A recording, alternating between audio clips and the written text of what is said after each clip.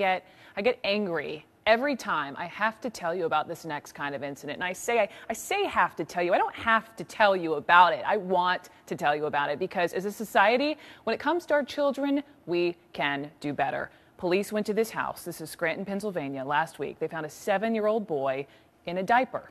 Neighbors had heard him crying in the basement. They called police. That's where officers found him wearing only a T-shirt and a diaper. He said, "Are you here to help me?" and gave one officer a big hug. Now, a neighbor did give him some pants, and he proceeded to describe how he had been locked down in this basement with no bathroom as punishment after school.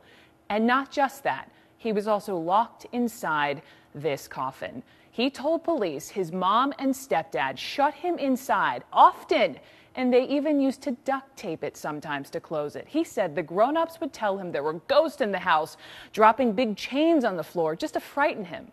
I want you to listen here to one investigator describe the conditions inside this home. We walked into the basement area, boards were burned out, floor joists were burned out, electrical problems, heating problems, pretty much you name it, plumbing issues. Walked into a lot of flies, a lot of bugs flying around in the basement.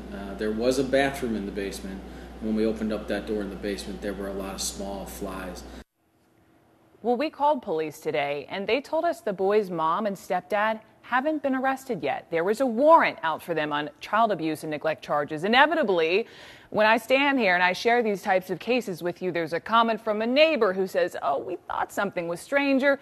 Yeah, we noticed that kid never went to school, never went outside to play. Signs that should not have been ignored." And that truly was the genesis of our whole mission here. We can do better. But on this day, as police are still searching for that little boy's mom and stepfather, I think it's okay for us to just pause for a moment and say thank you to that neighbor who didn't ignore the sounds of this crying child, who made that call, who gave him clothes so he could be handled in a way much more humanely than his parents evidently ever did.